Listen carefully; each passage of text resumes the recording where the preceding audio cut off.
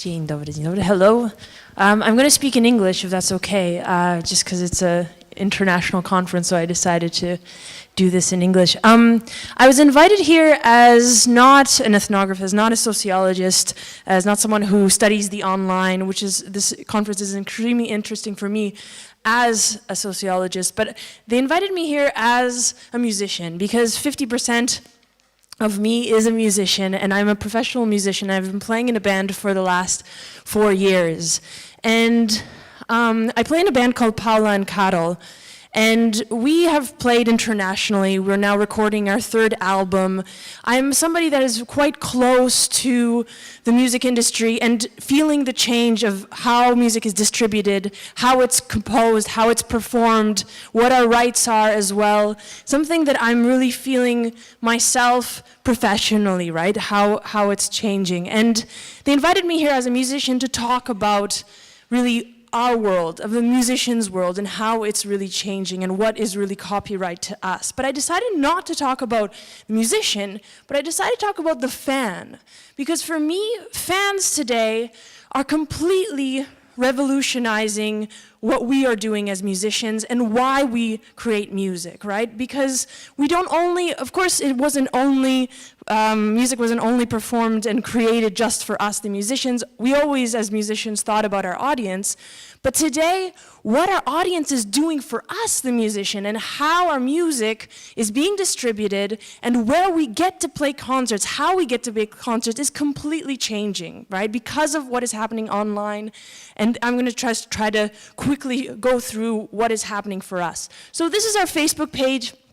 We're not a huge band in Poland, but we're a quite known band, right? And also I'd like to underline, for those of you who don't know Paula and Karol, we're kind of an indie band. Indie meaning an independent band. We did everything from scratch from the beginning. We aren't on a major label, we don't play stadiums, but we're part of a lot of bands right now online who can make a living through performing music, through performing live, but we're not making millions, right? We're not performing to stadiums. And this is, I'm talking right now about life as an indie band and how does realistically, how does touring and performing and creating today, how does it look for an indie band like us, right? So this is Paula and Karol.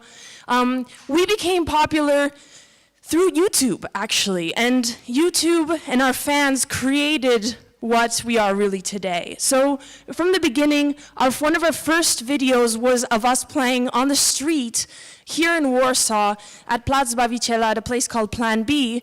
And we were playing on the street and suddenly somebody, I think it was Karol's mom, filmed us, put it on YouTube, and it went slightly viral. I say slightly because, again, it's not millions, but it was in the thousands, and then people were passing around our videos. And suddenly we really have hundreds of videos, if you put in Paula and Karol, videos that we only have 3 videos that we made ourselves, and the rest are just fan videos, people who just put stuff up from concerts. And this is, for us, was astounding at first. We thought, what is happening to what we have created? And suddenly people are not only they're not only putting us up, but they are also covering us. We've had actually people, this is a band called the Zielony Bus Band. They recently covered us, and they played one of our songs in Venice, right? And they're playing on the street. They're, of course, earning money, a little bit of money from our song, but they're performing our song on the street.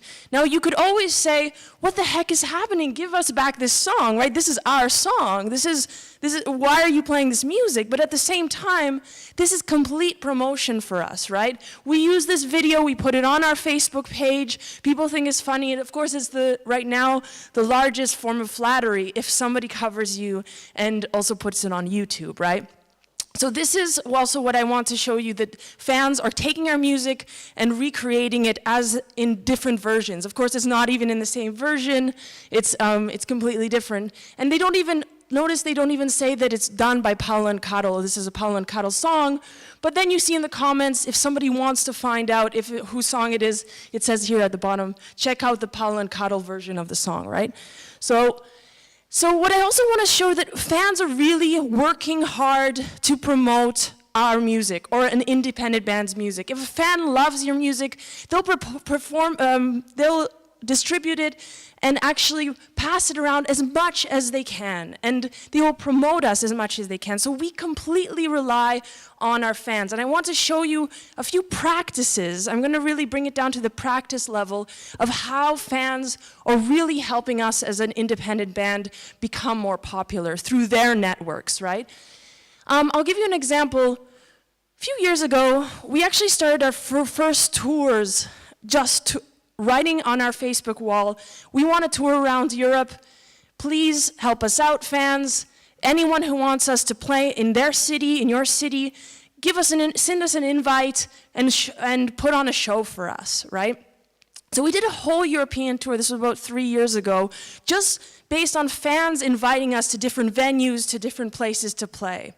And this is also another part of what is happening right now in the music industry. Fans are now really banding together, and there's actually certain social networks right now online that are helping fans put on shows for their favorite bands. So this completely diminishes, right, the middleman. We don't need right now the booking organization that usually, or the concert promoter that usually puts on the show and takes a large cut of our revenue, or of the ticket sales can go down, and then we can also play a show, right? So this is completely eliminating the middleman, really creating a much horizontal way of creating a show, creating a concert. And this is another example. I'll show you of a bar in Lübeck. This is a bar that we played at about 3 times. Lübeck is, if anyone knows, near my, right now, hometown of Hamburg. These are 12 medical students. 12 medical students right now, 3 years ago, put on a show in a small little corner bar that was actually falling apart. And they said, our town is very boring. It's not really interesting. We really want an interesting place where we can go and listen to nice music in our small town. So 12 medical students, and of course medical school is a quite hard thing to do anyways, they put on a show in the evening of some sort of singer-songwriter. And this show became so popular, they decided to rent this space, this bar, and call it a bar. Now it's called the Blaue Engel. I'll show you go back. It's called the Blaue Engel, the Blue Angel. And this place is open now 3 days a week. It is the most popular place to play for indie bands right now in northern Germany, right? It is really the place to play. It's for around 100, 150 people. These gigs are sold out. Every indie band wants to play there. So what's happening? How come these 10 medical students became concert promoters, bookers? They became sound engineers. They became caterers. We stay at their houses, right? They decided to put each band up in their own house. And this is just one example. Europe is full of places like this. Like, this is just one tiny example of how fans have become concert organizers. And this is our now livelihood as an independent band is not based on professional concert bookers and these smaller to medium-sized companies that are creating shows. We really rely on fans who are doing this all themselves. Another example, because I only have a few minutes left, another concert promoter, his name's Paul Edwards, in a town called Southampton.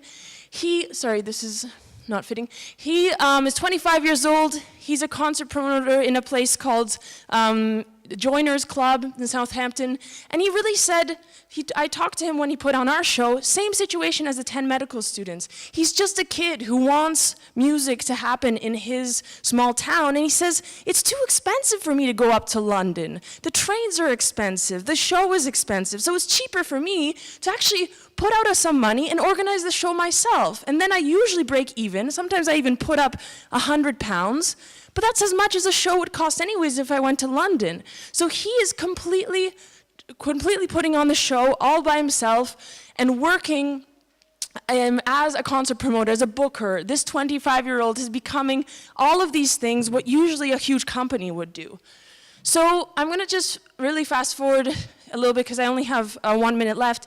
That what's happening right now is this entire network, what used to happen is completely becoming horizontal, and we know this, but I just wanted to tell you, as somebody who's a practitioner, that right now we completely rely on fans through social networks like crowdfunding. You know this as well, the way we also fund our albums as well, and the way our concerts are being put on. So I just wanted to underline, not really about copyrights today, but I just wanted to show you that our music, whatever is happening to our music, whatever we put out there, can be remixed, can be completely revitalized and redone by our fans, but we don't really care, because what's important is that what our music is doing is it's being distributed through these networks. So even if these guys in Venice are remaking our music and recreating it, it's still somehow attributed to our name. You could always link it back to our name. That's my first point.